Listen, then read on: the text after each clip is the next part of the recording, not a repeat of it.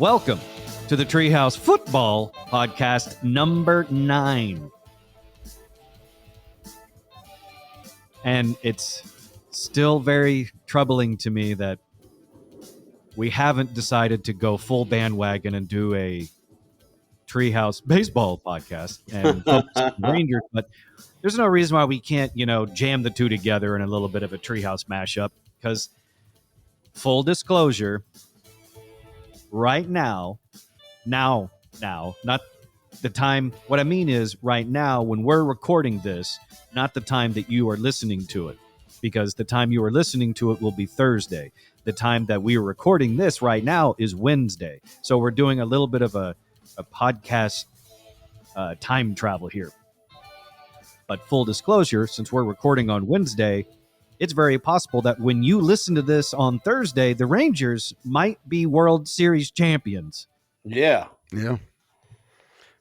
I wake up this morning, I see the Rangers are now lead the series 3-1 because we spent all day yesterday moving and I had no energy to stay up past 9 p.m. Honest to God, it was a miracle that we made it that late. So there was no way I was going to make it for the entire Rangers game, but I had good news waiting for me on my phone. Truth of the matter is, that game, if you saw the first 3 innings, that was just about it. Yeah. Yeah. Go ahead, Raj. No, I was going to say the first 3 innings, I was like, well, that's a wrap. And then it's me. So when I was like, oh, that's a wrap. And then they started scoring. I was like, man, I need to keep my mouth shut. I like how the Rangers are impervious to your jinxes, but the Cowboys are right in your crosshairs. I still haven't bought a hat or a shirt with the Rangers on. I mean, man, he's a Yankees fan, so maybe that makes him, I know his jinxes don't work on the Rangers. See, he understands me. That's what I was trying to say last time. Kind of like the Yankees didn't work on the Rangers the last time they were on the verge of the World Series. What I'm saying is, like, if I buy a hat or a shirt, it doesn't count because I'm a Yankees fan. So I think it still counts. Because the thing is, I like to pretend that I'm not superstitious when in reality I am.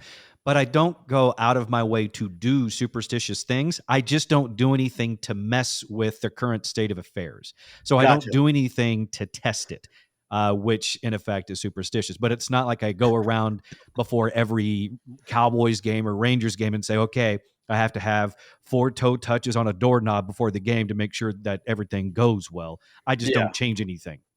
Yeah. I also, like, I'm not like superstitious. Like, I'll watch the game. Like, if I watch a game somewhere and they've lost like multiple times, whatever sport, whatever team it is, I won't go back to that place to watch the game. I know it doesn't mean anything, but to me it does. But when people have like that thing where they're like, I have to like eat a certain meal or they're going to lose, like, I can't imagine like if they're just all in the locker room, like, hey man, do we know if Doug had pizza today? Because with the good ranch, yeah, not the Kraft. He didn't. That's why we effed up this whole game. That would make post-game interviews way more entertaining. Is if in the clubhouse, because we at home, we've got ESPN, we've got FS1, we have all the sports channels up there with the tickers and the constant information. It would be awesome if in the clubhouse they had the personal information of all the fans up. Like, did Doug have the pizza with the good ranch? Yeah. Did Kim do what she was supposed to do with folding the laundry? Or Mike, cleaning the toilet, counterclockwise versus whatever it is. So then after the game, if they lose, they can say, it's Kim. She folded the laundry wrong. My God, I would love to just watch just a press conference where they just get a blowout, and whatever team it is, just a blowout, and be like, so what do you think went wrong today? It's like, you know what, man? If he wouldn't run out of jelly, Steve effed it up for all of us. That's right. And then they just cut to like just had nothing to do with me chasing that slider in the dirt, but and the pitchers would give you some of the most outlandish stuff. Oh yeah. That Venus wasn't in his right spot, or wasn't breathing properly through his eyelids. I need the planets to be in a certain retrograde for my change up to work properly. And clearly the planets were not aligned today. It had nothing to do with my blown out ACL. It had mostly to do with with Steve washed his lucky shirt. You know, and I would love for just to get a knock on the door, and Steve opens the door, and there's a clean lucky shirt. And it's like, what do you feel about today? Like, you know what? I put it in the wrong hamper. You know, that's what. So if we could just have the reverse of it, just people the news show up at your house, that'd be great. How do you explain what happened in the 5th inning, Doug? It just slowly backs away, closes the door. Sorry. I took a different way to work today because there was traffic. But in full disclosure, we're recording this on Wednesday, so by the time you listen to this tomorrow, the Rangers might very well be World Series champions. Or the fact that we simply say that the Rangers are on the verge of winning a World Series will be as true today as it is tomorrow, even if they lose tonight. But the important thing to remember is this episode of the Treehouse Football/Baseball podcast will still be relevant because if the Rangers do in fact win tonight, there was no way we were going to be in any shape to record a baseball-specific episode in the morning because we would be partying balls too hard. So I think we're clear. Very true. Otherwise, it just would have been Trey sitting in the treehouse by himself because Trey doesn't drink. With just a little Rangers flag going, yay. I mean, I would show up by just being whatever was the night before. Like, I'll just finally have my Rangers World Series t-shirt just asleep in front of the microphone. This is my celebration face. So anyway, fingers crossed that the Rangers actually close it out tonight and they win the World Series. And that will make all of us North Texas sports fans very, very happy because they still don't have one. The Mavericks have one. The Stars have one. The Cowboys obviously have 5. So it'd be nice. I think does FC Dallas have one? I don't follow the other football. I don't think so. I don't think so. But as far as the major sports go, the Rangers are the only team left that doesn't have at least one. So fingers crossed. And the other night, I think it was Monday night. They every team. So the Rangers won the day before, the Cowboys had won, the Stars won, and the Mavs won. Yeah. So maybe this is that planetary alignment. Maybe it's all the sports teams have to win the same week for this. Let's see what happens. The retrograde is in the proper position for joy for sports fans in North Texas this week. And so I'm glad you bring that up because it is still a football podcast. So let's mention that a little bit. Cowboys did win on Sunday. They did so in such convincing fashion in the first half that if you keep watching the game against the Rams in the second half, you're like, well, they don't look as good now. But you have to remember, the game was over in the first half. The second half was just kind of like playing around. Yeah. At one point, am I correct? It was like 33-3 in the first half. Yeah. Yes. And then, because I was working during the game, but I think I saw special teams. It seems like maybe a touchdown, but if not, like a block kick or something. Mm-hmm. That's exactly what happened. Yeah, it's in the first half of the game, and really it's like the first quarter and about halfway through the second quarter, you had a complete dominance by the Cowboys on offense, defense, and special teams, or it's what NFL coaches like to refer to, complementary football, because the special teams get the blocked kick. Give Jason Garrett his homage, all 3 phases. He's not the originator of all 3 phases. I know, but that was my high school coach Eddie Peach preached that as well. He's like, we got to win in all 3 phases. But Garrett, that was he liked to use that phrase a lot. The downside is, and this is where Garrett would have benefited from Dean Lewis's comedy school, because he would always start his post-game press conferences, Jason Garrett, with the same material when they won. It was the same material every time. It's like, all right, this is a really good team win. We played complimentary football. We won all 3 phases, blah, blah, blah, blah, blah, and then take some questions. It's like, Mr. Robot again. Whereas, had he taken, Dean Lewis's class, he might have had some, different material win to win. I have a question after watching that, because I think Bland had 2 pick sixes, if I'm right. In that game, he had the one. He had the one. Second one. Maybe he had 2 picks. I was vacuuming during the second half, so I'm not entirely sure. I thought he had 2. I could be wrong, but my question is because, and I don't know, I'm not. I hope not to jinx him as well. Let's just say that. Then you stop talking. Shushies. Well, Yeah, what Trey said. You go with the shushies. I'm going back to Trayvon Diggs is what. So what are you trying to do? Kill him? You already blew out his knee. You think that's not good enough? I'm saying, do you? How easy is it to get the job back? Oh, he'll get his job back. That's there's no question in that. You're already thinking way too far ahead because he's not coming back till next season. Yeah. So what will happen though is you'll get Trayvon Diggs back. Hopefully you still have Stephon Gilmore, who's still playing well as the veteran on the other side. And Deron Bland is emerging in the absence of Trayvon Diggs. It means you'll have 3 top flight corners. I just know how Jerry Jones works. And he's like, he is that superstitious guy where he's like, let's not move this around. Let's see if this wins. Let's see if this wins it. I think that's the reason why the Joneses have not invited us to the suite, during the games, is because they know as long as they keep winning without us around, then we have to stay on the sidelines and respect, I believe that to be true. That's what's holding us back from being front office for the Cowboys. Yeah. But yeah, so no, convincing win over the Rams. Very excited for that. And the 49ers continue their losing streak. Yes. Which makes you feel better still. But then that leads us to... Does it? What? Does it that, they dominated Dallas and then they've been on the... Well, see, what we did, it was a Rocky Ali rope-a-dope thing. We exhausted them by letting them whoop our ass. Yeah. And unfortunately, it's benefiting the 3 teams after. Raj, then the Cowboys clearly didn't understand the whole concept of rope-a-dope. Right. You're supposed to come back and win. No. Keep it close. They only won one phase.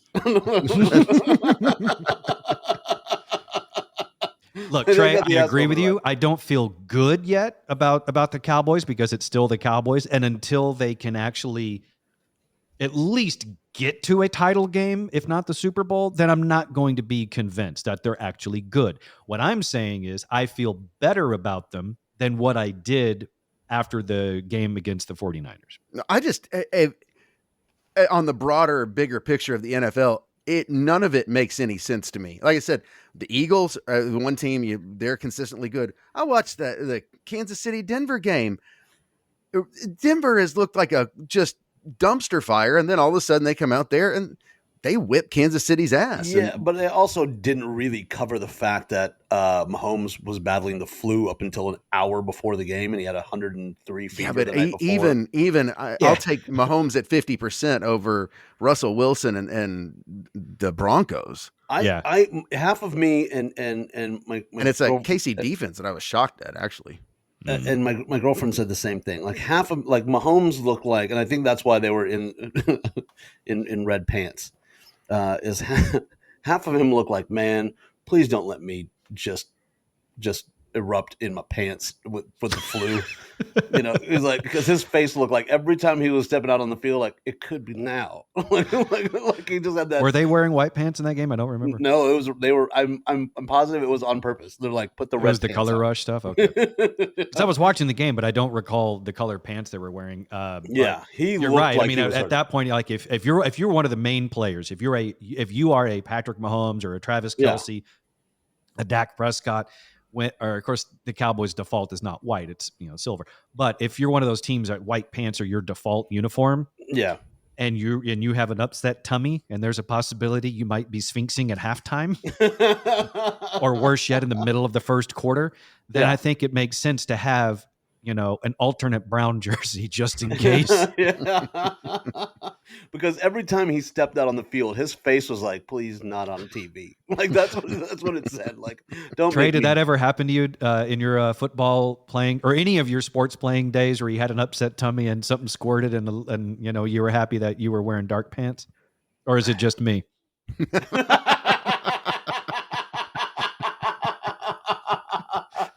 Gross.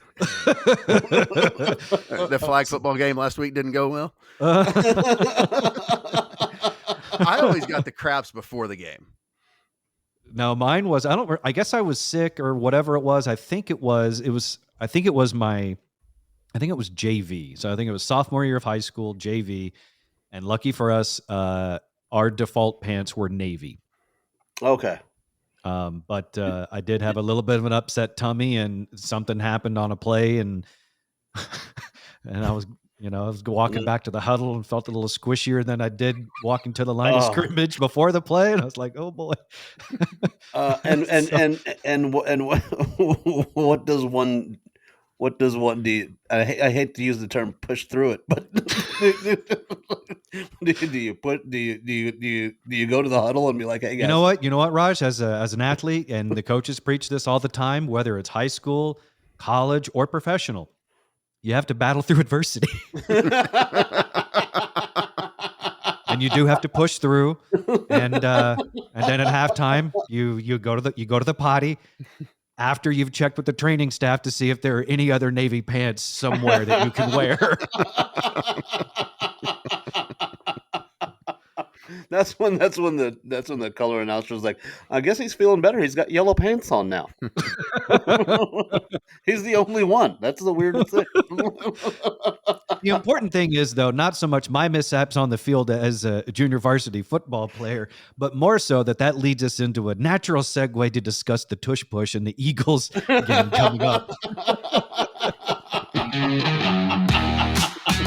You're listening to the Treehouse. Visit us online at treehouseonair.com.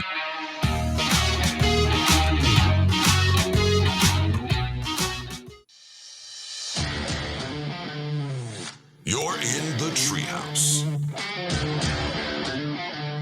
Visit us online at treehouseonair.com.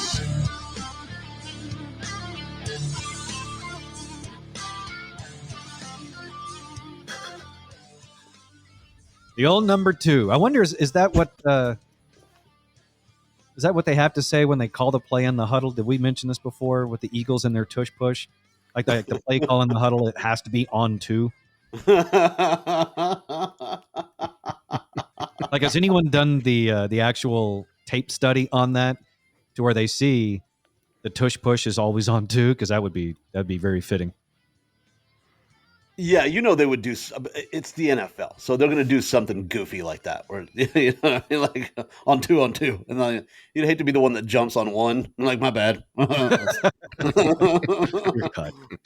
I slipped. But speaking of the Eagles, speaking of the tush push, Cowboys versus Eagles on Sunday. It's the Fox game of the week, 3:25 kickoff. Eagles are 7-1. Cowboys are now 5-2.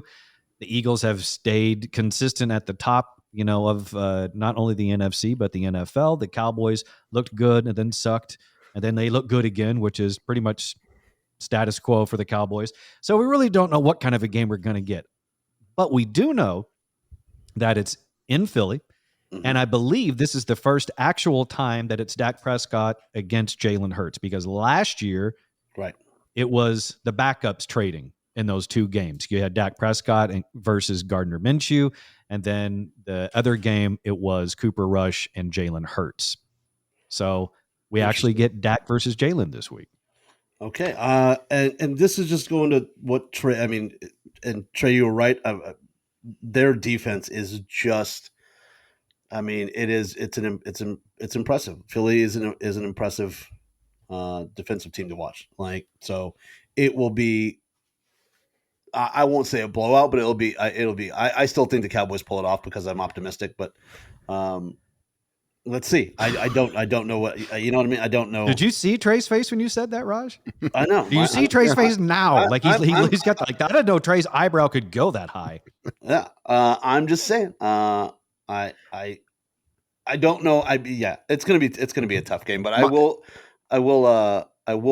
reach out to my new friend and former Eagles player Freddie Mitchell to make a small wager. So we'll see. Oh, good. And should you also wish him well? Yeah, well, he's not playing anymore, but I will wish him well. So not only will he owe you money, and he'll also have fallen down the stairs of his house. I'll get some of his settlement money from that. So, but no, well, yeah, let's see.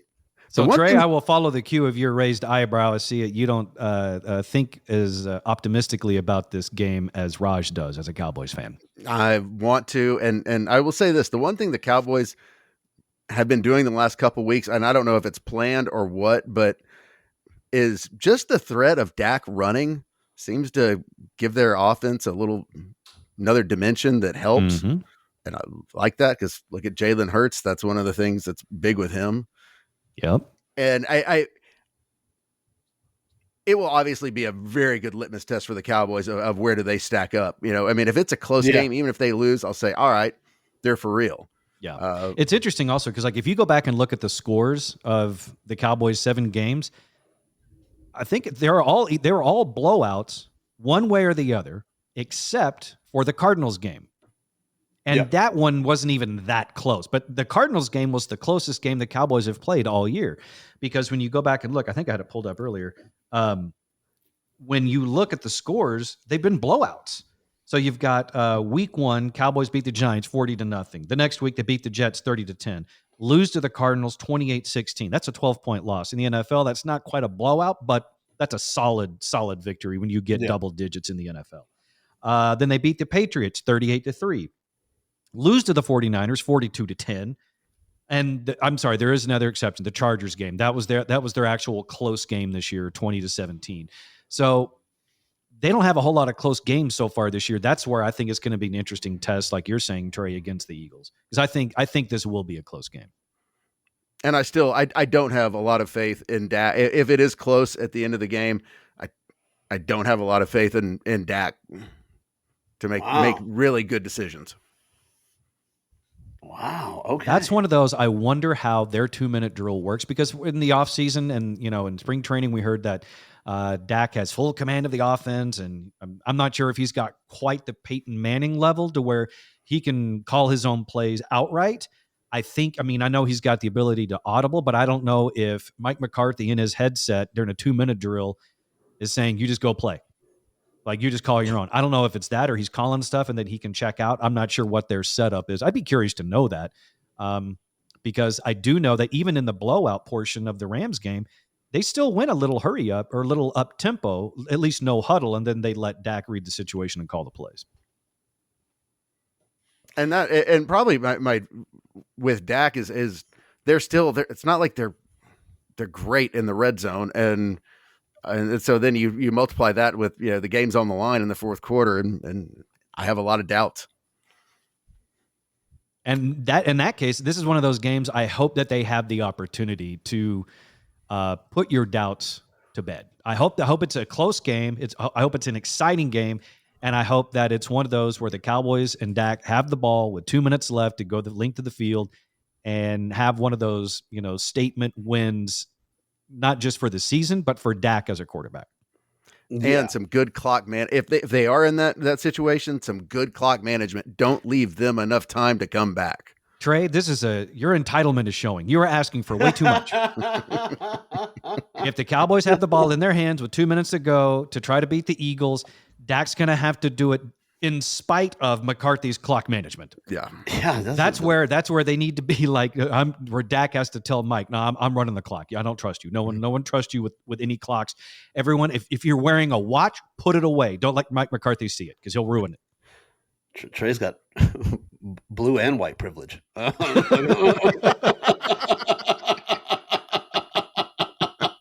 Raj, I believe you have coined a new thing, not just for sports, but also for society.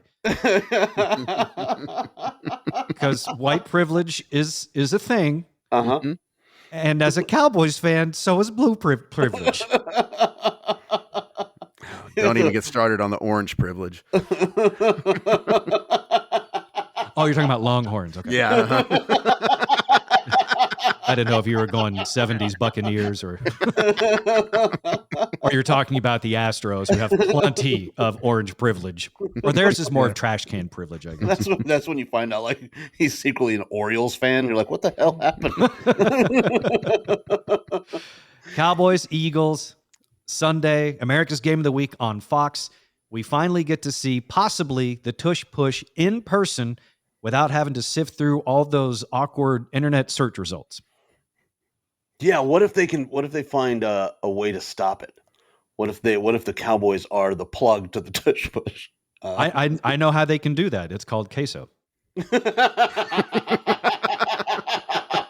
Cheese will block you right up. Or they can get some cheese sticks at the standard pour. Those are to eat, and they're not suppositories, right? We're not trying to kill the Eagles. we just want to win. Like, that would actually be pretty fantastic. As Jalen Hurts approaches the line of scrimmage, he looks up and he sees Micah Parsons standing in the A gap with a plate full of the cheese sticks from the standard board.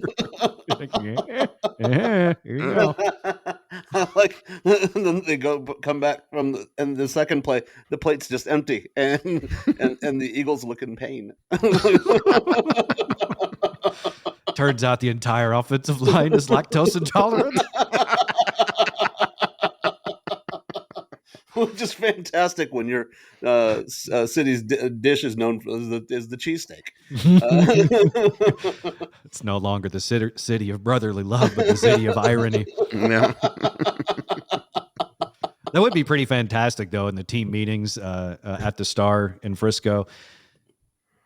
On the big screen, Mike McCarthy's, game plan, Eagles, and it's just a plate of the cheese sticks.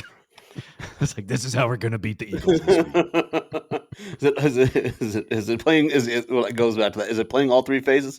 It's cheese sticks and marinara, my friend. Like, is that a secret play? You're goddamn right it is.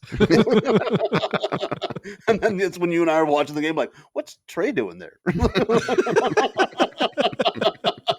Product placement. He's a captain? That's weird. He's calling heads and tails. Trainers, they're squeezing bottles of ranch. Oh, God, that would be hysterical. Oh. I think Raj, you have a buddy that plays for the Cowboys right now, right? I do. I think you need to pass along our Treehouse game plan for victory. I will let him know. Yeah, I wish he's doing great, and we went to the same high school, many years apart, and he's a former Longhorn as well, Mr. Malik Jefferson. So, yeah, he's doing great. I'm really proud of him. Very, very cool dude. I will let him know the secret, but if he can sneak in a plate of cheese sticks, we just have to have them ready to go for the plane ride. So Trey, I might have to call you up and be like Operation Tush Block. And next thing you know, Malik Jefferson just skyrockets through the depth chart. He's the GM now? That's weird. He's the head of football operations. 1 week linebacker, cheese sticks, head of operations. Yeah, Right. yeah. So how do we feel? Well, Trey? What's do you know the line on the game going in? Of course he does. I can look at. Because I noticed last week it was the Cowboys were favored by like 6.5 over the Rams, and they clearly covered that. I'd be curious to see what the betting lines are for the Cowboys and the Eagles this week. Man, I was sitting when I was watching the game. I was sitting next to a guy who showed up, and God love him, but it was a noon game, and I got there a little bit early, and he started in on the fireball at like 11:55, and I was like, ooh, and I can always tell when somebody's bet on games because he was a drinking, and by the end of it, all he needed was the Giants to win by 3. It's all he needed to cover every single thing, and they lost by 3. And the look on his face was, "Can someone help cover this tab?" Look, there's a reason why Vegas shines so brightly in the middle of a desert. Yeah, it's true. To answer, Philly is -3, so basically home field advantage. So yeah, because on a neutral site, then it'd be a pick'em game. Mm-hmm. Interesting. All right, so we don't typically do this, but let's do it this week. Maybe we start working this into the games more. Let's throw some picks in on the line. So what are you thinking, Trey? It's Eagles by 3. What's your bet? I would take. When you call your bookie, what does your bookie want you to do? That's what I was about to say. It's like, Well, I wouldn't call him unless I to. had already knew what I wanted. You just put me on the spot. I would probably have to say, I would take. I want to say take the points, and if that line went to 3.5, then I would take the points in the Cowboys. I want to say they can keep it close. I think they can keep it close. And then maybe take the over, which is 46. Ooh, 46. Interesting. 46 is a tough one. That's fairly low by today's NFL standards. Yeah. I mean, it's not as bad as what was it? It was like the Ravens Pittsburgh game was like a 34. I was gonna say the over under was 9. Yeah. That's when you know you have a problem. When you know the line on the Ravens Pittsburgh game, like that's when like people in Pittsburgh don't know that. You're like, you're at the Standard Poor, like, sons of bitches, you better come to play. I'm like, Well, that was just it was just one of those anomalies, and there used to be, and generally, I think it's probably still true that if the line is, it's like below 37, take the under. If it's over 54, take the over. Because basically what they're saying that at that point is they can't make the number low enough or high enough and get the amount of bets they want. Gotcha. Raj, you want me to put you on the spot? You want me to give you a minute to think about it? I don't bet, so I don't know what I don't know what. Trey, stick a gun to his head. Don't. He actually can. Like, that'd be hilarious. It's Texas. It's Texas. There's already a gun pointed at you somewhere.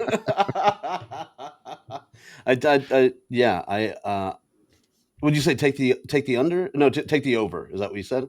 Mm-hmm. Well, at this point, you're just picking the points and the winner. So it's like you got the Eagles are favored by 3. You can take the points and the Cowboys. Maybe they win or at least cover and still lose. Or you take the Eagles. I'll take the Cowboys. I'll take the Cowboys with Very nice. Yeah, I'm going to be on the rare occasion the pessimist in the Treehouse. Okay. Until the Cowboys can prove me, or until the Cowboys can prove otherwise, I'm going to default to what I believe is the better team, or at least the team that appears to be the better team week in and week out. So I will take the Eagles -3 over the Cowboys at home. Wow. Well, the Eagles at home, but you know what I mean. Yeah. Gotcha. Okay. Why do you hate the Cowboys? That's See, that blue privilege just came out. Look at him. Now, hang on, Trey. I'm going to tell you why first of all, I love the Cowboys, but it is a love-hate relationship. So I'm going to tell you why I also hate the Cowboys, and it's because they have hated me for 30 years. What? They haven't won a Super Bowl in almost 30 years, Raj. As a Cowboys fan, it is a classic abusive relationship where the Cowboys are like, all right, this is our year, and then we believe it, and then then it's not, and then the next year, all right, no, this is our year, and then we believe it, and then it's not. So that's what's been happening for like 27, 28 years, and I'm finally in the groove of sitting back with my arms folded and just saying, prove it. Okay, so you see Trey wearing the blue, you see me wearing the white, but you've got on the Philly green. Is this Philly green? Yeah. Maybe it's the lighting, because to me it's more of like a turquoise. Isn't it? Like Tara's shaking her head. She's like, that's not green now. No, it is green. Oh, she says it looks really green. All right, I'm in a bad space. All right, I need to go change my shirt, and then we can figure this stuff out.